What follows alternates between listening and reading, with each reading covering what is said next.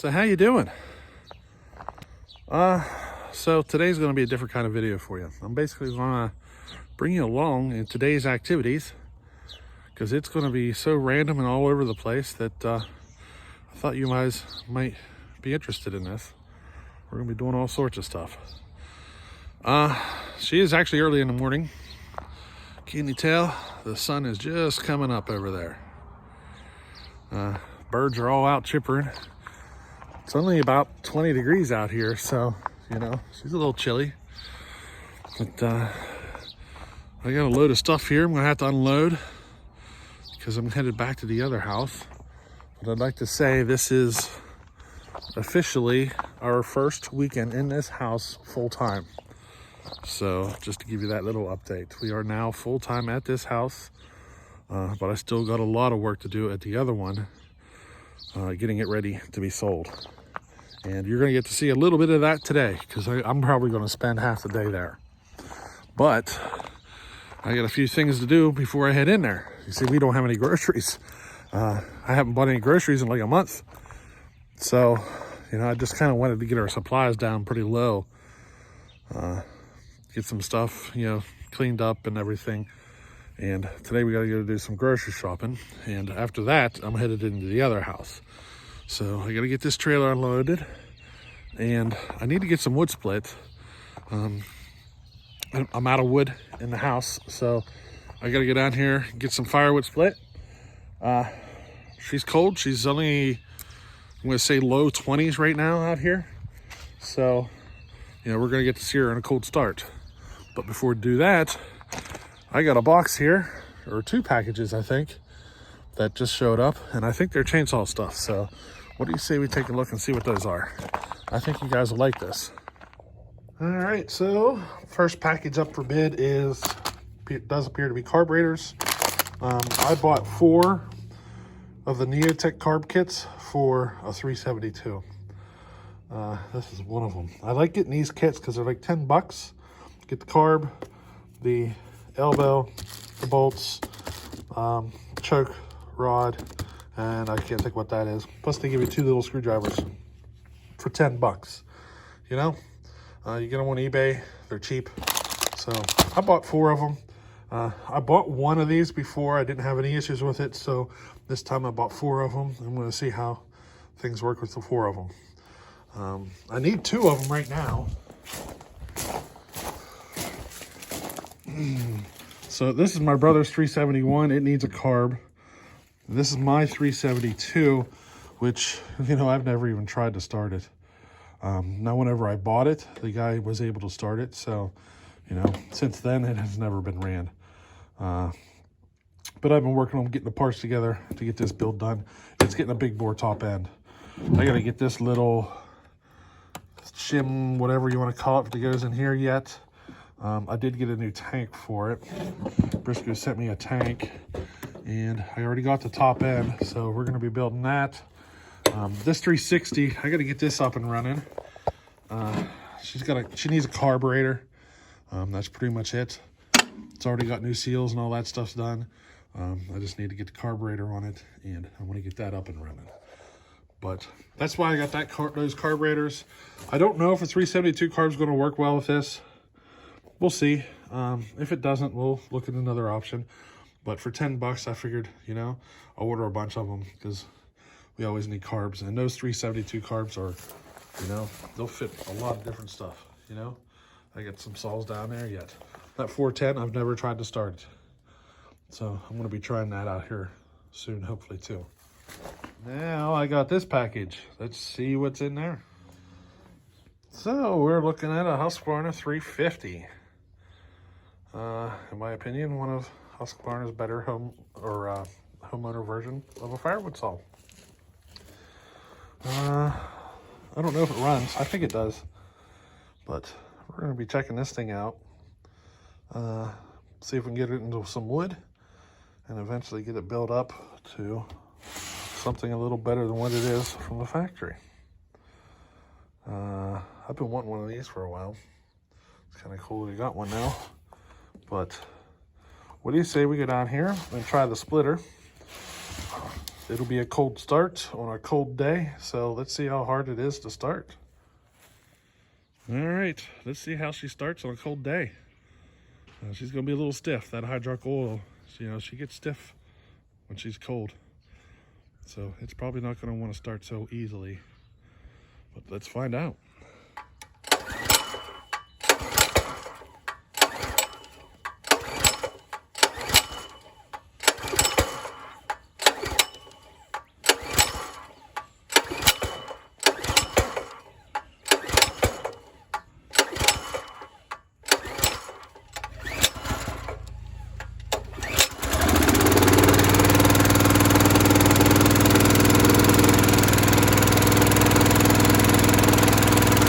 Alrighty, we got her running. I edited out most of that time.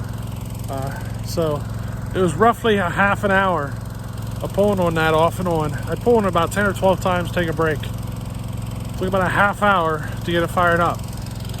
So at this point, I'd like to see some suggestions on how to make that easier. Do I figure out a way to disengage the hydraulics for starting? Or maybe I should go to a lot thinner hydraulic oil. There's different things. Maybe even get one of those electric start drill thingies that can go right on the starter and just crank it over with a drill. That'd probably be the easiest. But give me your suggestions. Tell me what you think. How do we get this thing to start easier in cold weather? When it's warm, no issues. She'll start in a pull or two. But when it's cold, she sucks. So give me your ideas.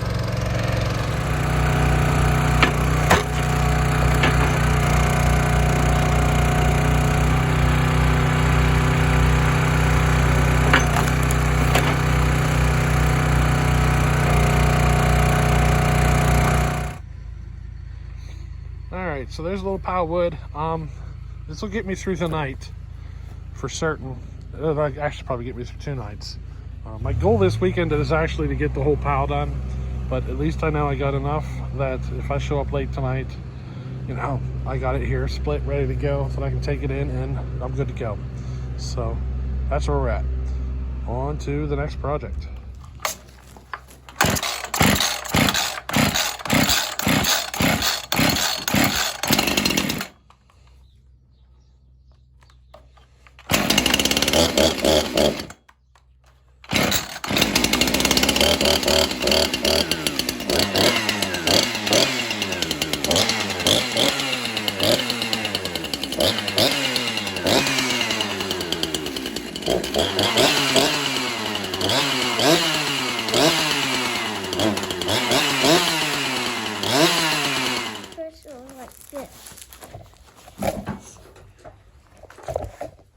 This is how you're supposed to look.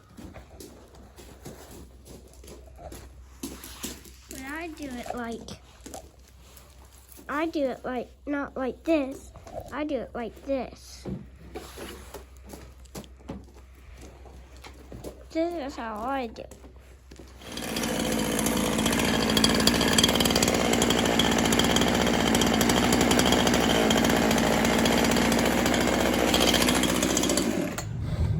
Well, the grocery shopping's done. $550 later. Oy, that sucked. But yeah, now she's going to take the groceries all home, get everything put away. I'm headed into the other house to do some work to it, and I'll show you a little bit of what's going on there. Alrighty. Oh, welcome to the inside of our old house. This is one of the bedrooms.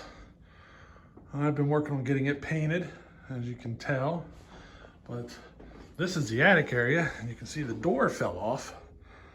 The hinge on the bottom broke. I gotta fix that. That's on my to-do list here. Now this is what I wanted to show you. We ended up with a leak on the roof. So once I got that fixed, by the time I realized I had a leak, the drywall was already shot. This is the least damaged spot. I already fixed the worst one. I'll show you that. But that's on my to-do list here. Maybe today. So I had that same issue in here. And you can see I already got her patched.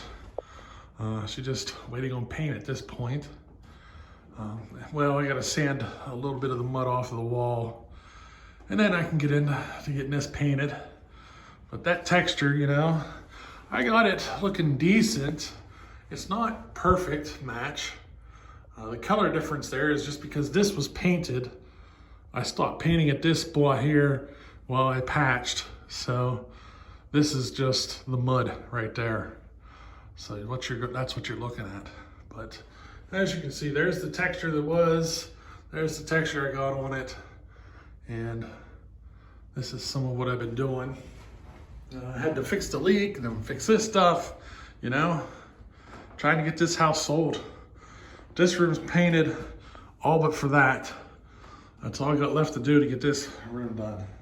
And then after that, I'm moving out to this hallway area, which is where this other spot is that, you know, that's where we're headed next. Hopefully I can get to this today. But I got a little bit of touch-up work to do, and then we're headed into this. But yeah, that's what I'm working on right now. Fixing these ceilings and all this. This room here, I still got to do the painting around the baseboard, the doors, and all the corners and stuff. So I'm getting ready to do that now. But as far as the walls are done. So all the roller work, all the stuff with the paint roller is done in all the bedrooms and the bathroom. And then I'm moving into the hallway and headed downstairs. So yeah, that's where we're at. And amongst all this, I gotta fix that door. So we got some chores today, and I will see if I can keep you updated on some other stuff that I gotta get into, because I'm here with an empty trailer now, and I gotta fill that trailer up for the trip back, you know? So there's what she looks like after one coat of paint. I actually forgot that I only put one coat of paint on the whole ceiling because I knew about this patch. So once that dries, I'll hit the whole ceiling one more time. But you have to look for it to see the seam. So, you know, anybody who's not looking for it probably wouldn't even know that patch was there, I think. So I'm satisfied. It's good enough for me. I will wait till that dries and hit the whole ceiling with another coat. Now, if you're wondering, this is what the brush looks like to put that texture on the ceiling. This one's old and beat up. It's like 20 years old. You gotta make it good and wet. And then it's supposed to go on a handle, and it's called a stomp. You slap it up against. So yeah, so basically you put a thin coat of mud mixed with a little bit of paint to kind of thin it out a little. And then you just kind of give it a twist and slap. Pull it down, twist, slap. And that's how she works. I didn't do all that. I just kind of put mud up there and did it by hand without the pull. So, you know, I'm just patching it. But I've had this brush like 20 years, so it's very wore out. But it still works for jobs like this, you know? But got some more painting to do here. Well, I am outside of the house. I've done all that painting and stuff I was showing you. And I also loaded up the trailer with another load out of the shop. And she's getting dark. I mean, she's probably within 30 minutes, it'll be pitch black. So we're right on the edge. I mean, I got so much to do yet. It's ridiculous. So, you know, as things get completed, like as I get stuff moved out and that's completed, then I won't be putting time on that, and I'll be putting time on the house more. You know what I mean? But we're at a stage now that we had to be pretty much out of the house because as I get rooms finished, I want to close them down. You know, nobody goes in there, you know, basically to get the house sold. I don't want to mess the room up, you know? So that's why we're staying at the other house now. Tomorrow is basically going to be a repeat, except it's probably going to be spent here all day. I'll probably get up in the morning, come in and just spend the entire day here working on the house. And then at the last minute, load up the trailer and head back out. And then Monday, I'm off Monday. So I might take Monday off and use that to, you know, to organize some of this stuff. Because for now, I'm just going to drop it in the middle of the floor. And then Monday, I probably will work at organizing and just kind of spend the day out there. We'll see though. Well, a little update on the tail end of this video. It is dark out. I'm driving down the road. It is 7:17 p.m. and I just got called to go to work. The joy of working for the water company, right? It ain't a big deal. I'll go to work. If it's a big leak, then probably daylight. If it's something simple, then it usually only takes a couple hours. I'm guaranteed to get paid 4 hours regardless, just by going in. I'm going to take advantage of it. And, right now, 7 o'clock at night, I'm going to work after doing all that work all day. Plans tomorrow might change up because of this, but we'll see. All right, so it is now 1:20 a.m. and I'm leaving work. I gotta go get the trailer because whenever I got turned around to come back into work, I was basically halfway home. So I dropped the trailer at a buddy's house and came into work. So now I gotta go back to that buddy's house, get the trailer, and then head home. So, yep, on to the next leg. Well, it's now 2:03 a.m. Finally home.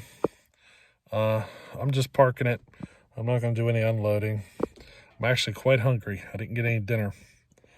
I was coming home to get dinner, and I got called to work. So, it's kind of late to be eating like a full dinner. So I'll grab something light. If I tried to eat something full or whatever, it would kind of screw me for the night, if you know what I mean. So I might grab some cereal or something. But, yeah. Probably be in bed here in the next hour.